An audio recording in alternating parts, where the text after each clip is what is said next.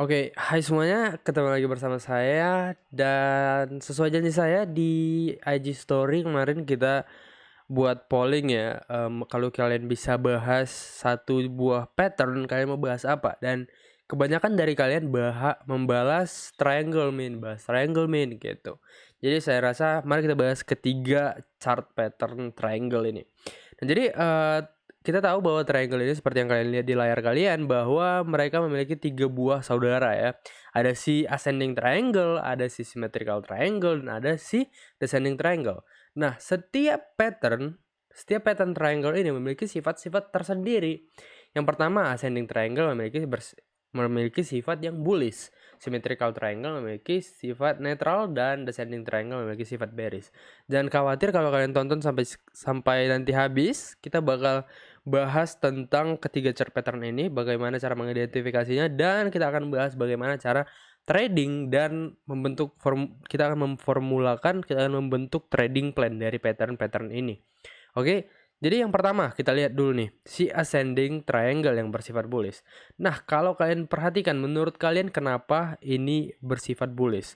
Nah, tadi kita udah bahas nih di Telegram ya, kita buat kuis dan kita lihat bahwa ascending triangle ini bersifat bullish karena supportnya itu naik ke atas. Tandanya apa? Support yang naik ke atas tandanya tekanan jual pada pasar itu semakin meningkat, sedangkan resistennya itu horizontal ya, horizontal, jadi tekanan jualnya konstan, tetap seperti itu. Jadi untuk trading di ascending triangle kita perlu menunggu untuk breakout resisten di sini ya. Kita menunggu breakout resisten di sini dengan volume yang gede, dengan volume yang besar. Nah, jadi setelah dia breakout, di mana titik stop loss? Titik stop loss kalau kita beli setelah breakout itu di bawah resisten dan targetnya itu sesuai dengan panjang wave yang ini nih. Yang pertama ya, dari resisten ke pantulan pertamanya di sini. Oke, jadi itu penjelasan singkat dari ascending triangle. Nah, sekarang kita move on ke symmetrical triangle. Nah, symmetrical triangle ini lebih bersifat netral. Kenapa? Karena dia bisa breakout ke atas dan dia juga bisa breakout ke bawah seperti itu. Nah, contohnya ketika dia breakout ke atas dengan volume yang besar berarti dia menandakan bullish ya. Targetnya itu sepanjang wave pantulan pertama tadi juga sama seperti si ascending triangle. Sedangkan kalau dia breakdown ke bawah, dia akan bersifat bearish dan biasanya juga disertai oleh volume yang besar ya. Targetnya juga sama seperti yang bullishnya, sesuai dengan panjang wave pertama, pantulan pertama. Oke. Jadi yang ketiga itu adalah descending triangle. Nah, descending triangle ini bersifat bearish. Kenapa? Karena tekanan jual kebalikan dari si ascending triangle ini. Kalau tadi di ascending triangle dia tekanan beli lebih besar ya, semakin meningkat, semakin hari semakin meningkat. Nah, kalau di descending triangle ini tekanan jual yang semakin meningkat, itulah sebabnya resistennya bisa turun. Sedangkan support tekanan belinya masih konstan seperti itu. Oke. Nah, jadi untuk target biasanya juga kita letakkan sesuai dengan panjang pantulan pertamanya seperti itu. Oke. Nah, langsung kalau masih bingung kita lihat aja nih dari chart aja ya. Memang terkadang lebih enak belajar dari chart. Kita belajar lewat chart. Oke, pertama si ascending triangle. Kita lihat nih, ini udah berkali-kali sih kita bahas ya MPMX. Pertama, kita lihat dia membentuk ascending triangle ya. Nah, terus ketika dia breakout di sini, kita belinya misalnya di sini ya. Kita misalnya belinya di sini. Oke. Nah, stop lossnya di mana? Stop lossnya berarti di bawah si resisten tadi ya kan, sekitar 5%.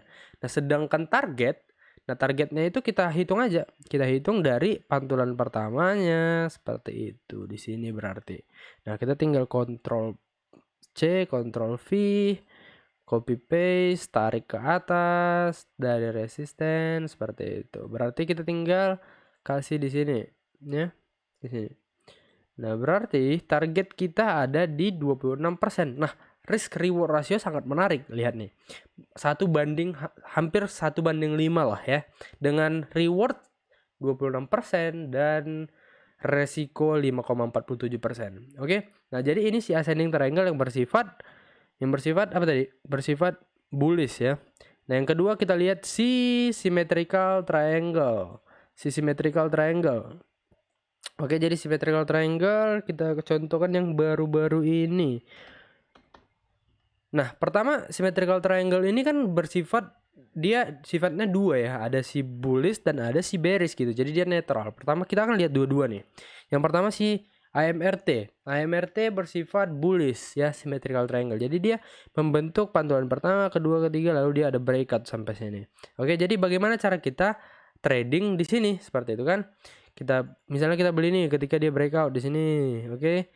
Nah, berarti kita buat stop loss ketika dia kembali ke dalam trend line ya, kembali ke dalam resistennya tadi, berarti 4,15%.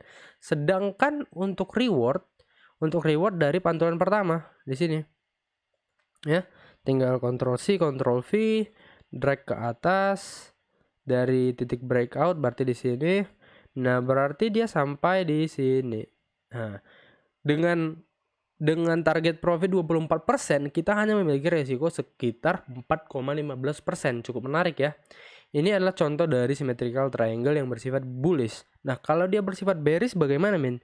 Kalau dia bersifat bearish berarti kita lihat contoh yang sedang melakukan penurunan lah saat ini ya. Ada BSDE. Nah, ini adalah contoh dari symmetrical triangle yang bersifat bearish. Kita lihat di sini. Dia diawali oleh uptrend, lalu dia ada pantulan pertama, lalu dia breakout di sini. Nah, dia breakoutnya juga nih dengan volume ya, semakin meningkat volumenya di sini. Nah, cara trading di sini ya, mungkin kalau kalian melihat ini dia breakdown ya, kalau di saham mungkin jauhin aja ya kan. Tapi kalau misalnya di crypto atau di forex, ini bisa menjadi suatu kesempatan yang baik untuk short selling seperti itu. Jadi kita bikin posisi short aja kali ya. Dari titik breakout kita beli misalnya ya, kita jual lah, kita sell di sini. Nah, terus kita buyback itu di mana? Kita tinggal tarik dari awal, seperti yang tadi saya bilang, dari awal sampai sini. Ya kan? Ctrl C, Ctrl V, lalu kita tarik ke bawah. Aduh, salah nih. Kita tarik ke bawah. Mana nih? Nah, tarik ke bawah dari titik breakout, berarti target penurunan kita ada di sekitar 820 ya di sini. Berarti belum selesai nih. Dan ini juga kita lihat masih akan melakukan penurunan ya, karena kita lihat di sini sepertinya dia mau melakukan yang namanya drop base drop. Nah, drop base drop. Oke? Seperti itu. Nah, jadi kalian udah tahu ascending triangle gimana, kalian udah tahu symmetrical triangle yang bersifat bullish dan symmetrical triangle yang bersifat bearish. Nah, yang terakhir adalah si keluarga dari si triangle tadi yang bersifat bearish, yaitu si descending triangle. Contohnya itu ada si HMSP. Ya, ada si HMSP. Nah, kalau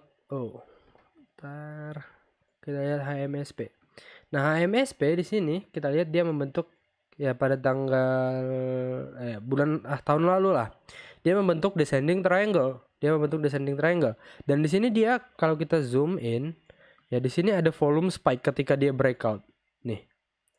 Ada volume spike ya di sini. Ya kan? Nah, jadi bagaimana cara kita melihat target pelemahan harga? Target pelemahan harga untuk si HMSP tadi. Yang pertama, kita tarik dari bawah ke pantulan pertama. Kemarin. Oke, lalu kedua kita Ctrl C, Ctrl V. Ya kan? Lalu kita tarik sampai titik breakoutnya di mana? Dan kita letakkan di sini target penurunan kita. Nah, apakah sudah tercapai? Sudah. Dan ada pantulan di sini ya, sempat mau rebound tapi ternyata dibawa turun lagi dengan gap down. Oke, dan sekarang HMSP masih melakukan yang namanya downtrend. Oke. Nah, jadi sekarang kalian sudah tahu bagaimana cara mencari titik stop loss. Oke, ini belum nih stop lossnya. Untuk stop loss, kalau misalnya kalian trading crypto atau forex gitu ya, titik stop lossnya itu ada di atas support. Berarti kalau misalnya kamu beli di titik breakout, berarti di sini untuk salah nih. Ini. Nah, berarti untuk target pelemahan itu ada di sini, sedangkan untuk titik stop lossnya kalian bisa taruh di atas si supportnya tadi ya, support yang tertembus seperti itu. Jadi risk reward rasionya masih 1:7, masih sangat menarik. Nah, jadi pattern triangle ini bisa memberikan kita cuan-cuan yang cukup besar. Kenapa? Karena lama pembentukannya itu sekitar 1 sampai 3 bulan, sehingga besar dari wave pertamanya tadi itu cukup lebar ya. Jadi seperti itu. Nah, sekarang kamu sudah tahu bagaimana cara menggunakan ketiga pattern triangle. Nah, kalau kalian mau bahas pattern yang lain, tulis aja nih di kolom komentar. Dan jangan lupa buat di-sharein sama teman-teman yang lain ya, biar mereka juga pada tahu. Dan kalau bisa di-save, biar mungkin bulan depan kalian udah lupa, kalian bisa tonton lagi. Jadi kalau kalian sudah menonton sampai detik ini, terima kasih banyak. Semoga videonya bermanfaat dan sampai jumpa di video-video selanjutnya. Oke.